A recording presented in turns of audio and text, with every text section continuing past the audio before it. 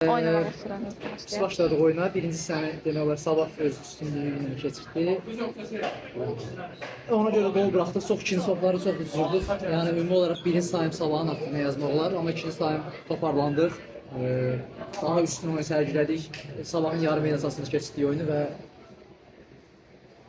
belə deyim də təzyiqimiz sonunda öz bəhrəsini verdi. Yəni belə deyim, bu gün haqq nəticə idi.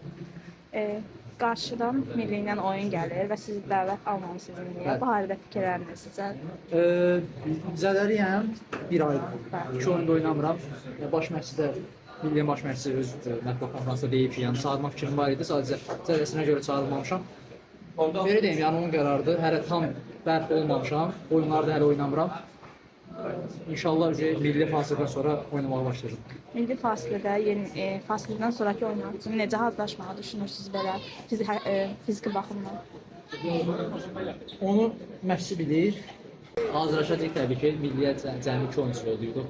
Xaricdən bir yerdə və 4-5 oyunçu yollayacaq. Demək olar bütün komanda məşqlərdə iştirak edəcək.